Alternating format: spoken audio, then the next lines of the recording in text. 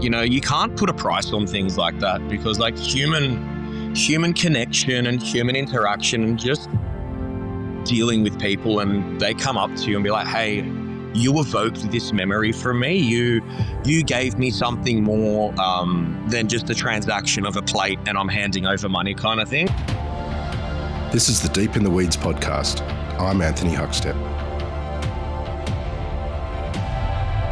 It's the summer series on Deep in the Weeds, where we catch up with past guests to share some of their favourite travel and food stories. Today, it's my pleasure to welcome back Tim Cassimatis from Olympic Meats. Tim, how are you?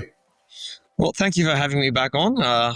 Long time no see, and again, not too bad. Can't really complain. Well, we can all complain, but it's just the ins and outs of running a restaurant, trying to keep that fine balance. But no, all good on my end. Thank you.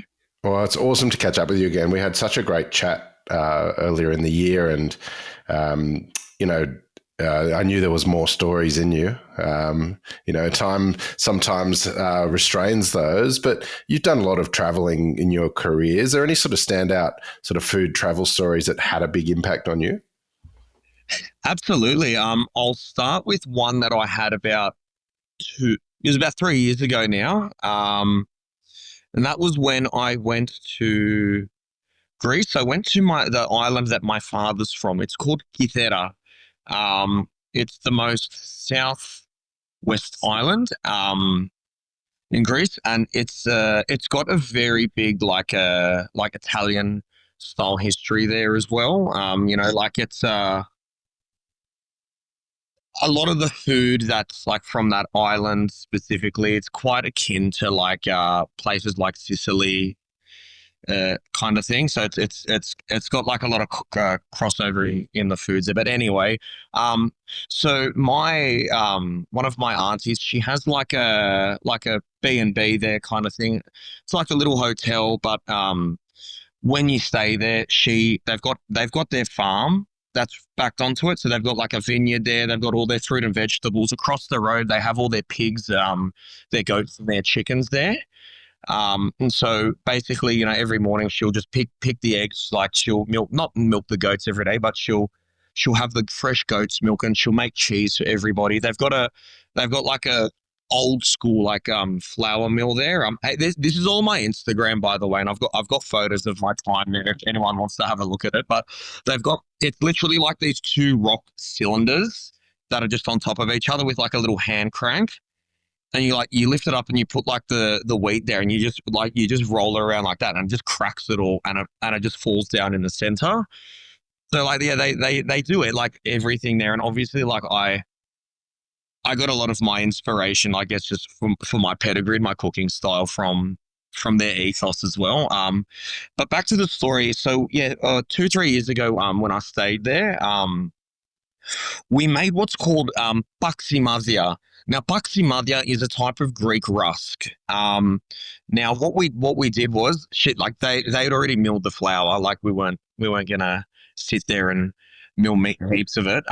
But what we did was, so we made this dough, and then we went across the road to where the pigs and the chickens and the goats were. Now, my auntie's husband, that's his property there. But we went inside and we cooked on his family's 200-year-old wood fire oven. Again, this is my Instagram. You can see this, and we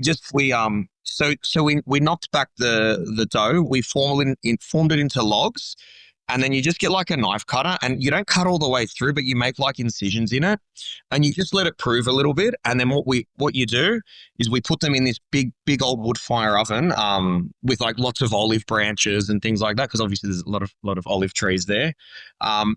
You put all the bread in there, and you just shut the lid, and then you come back the next morning, and they're done. And it was just really nice to, I guess, connect with my ancestry to do something like that. And it was awesome as well, because once they were done, we lit up a barbecue, and we just ate some pork that my uncle had killed like a week or two before as well. So just real cathartic experience, just to make bread in like a 200-year-old oven. I could feel my ancestors all behind me, just watching me, like from generations ago, just giving me a pat on the back. But yeah, no, that was a really memorable stay there. They picked all their own like wild herbs and stuff from the mountains. They up when you came over and I gave you some of their salt. So this is those that side of the family. So they really like harvest everything that they themselves. And yeah, just to spend time with them to be able to do something like that was really memorable. And it just like it had such a profound purpose. I think just to do something like that and not like you can go to a market, you can go to the shops, buy food and make it or something like that, but just to go back to like where my family are from, spend time with my auntie. She was from Sydney, by the way. She fell in love with my uncle and never came back, basically. But he just stayed there. Yeah, Liz, if you watch this, yeah, love you guys. But anyway, um, so yeah, no, it's just really nice to, I guess, come full circle with all of that. They pickle all their own like they where they harvest the salt. There's a lot of like sea fennel that grows there. They pickle their own sea fennel, things like that. So just to be around that and in that environment and do those type of things, I think was just super important for irrespective of me as a chef, just as a human being, just to nourish my soul to do things like that. Because like, hey, this is the meaning of life. Yeah, I absolutely. think anyway. Yeah, I'm down with you. It's an amazing story, and it would have been an incredible experience. And you can really see that actually in the way that you cook, how you've captured your heritage and your ancestry as well in a modern context for diners so beautifully. I mean, you must have so many stories. Do you have any others that you can share with us that had an impact on you? I got a yeah, definitely. Look, so after I had all my sort of misfortunes in life, well, like my TLDR, too long didn't read my car accident story. Yeah, I think it was just a bit of a struggle, maybe sort of socially, mentally for me in Sydney as well. And like, obviously, I think I was a second or third year apprentice then, and so then yeah, I decided maybe it would just be good for me to relocate and just get away from everyone, just like clear my head a little bit. And so yeah, I moved to Paris, and yeah, I did cooking school there, like in conjunction with my apprenticeship when I was a little squirt. Um, but I lived near the cooking school. In the was it? I think it was the 12th arrondissement near Vaugirard. It was called now. There was this like beautiful little restaurant there. It's called Je t'aime. I'm not too sure if it's there anymore. Um, but man, I used to go there once every like 2 or 3 weeks because they had an offal butcher who was like 2 blocks away, and they used to do this really beautiful dish, and like it's kind of soul on my heart. It's so fucking basic as well. It's honestly they're just flambéed veal kidneys. Yeah, just brand just cognac, cream, it's a lot, and just some fine herbs and things like that. Just serve with a bit of bread. And it was funny because I watched I think it was at No Reservations or parts I think it was No Reservations, and yeah, when Anthony Bourdain went to Paris, he actually went there, and I was watching. I'm like, oh holy shit! Like fucking, this is my local little bistro that I live near that I used to love frequenting so much. But why that place was really important, I think for me, is just like uh, the fact that they had a specialized offal butchery. That was just so close to them, and they cook beautiful fresh offals so simply, and people were into that. Again, like sort of circling back to like my pedigree and like how that really connects to me is just like something like that in Sydney, like is pretty unheard of. Like having a little neighborhood bistro somewhere and just cooking fresh organ meat for diners. Yeah, kind of unheard of. And yeah,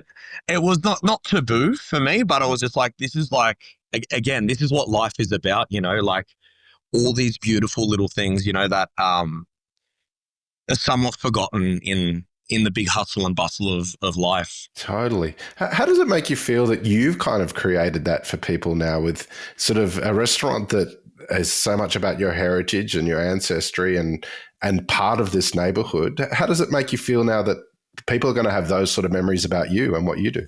Oh man, it's really nice. It really makes it worthwhile. And like, you can't put a price on things like that, because like human connection and human interaction and just dealing with people, and they come up to you and be like, hey, you evoked this memory from me. You gave me something more than just a transaction of a plate and I'm handing over money kind of thing.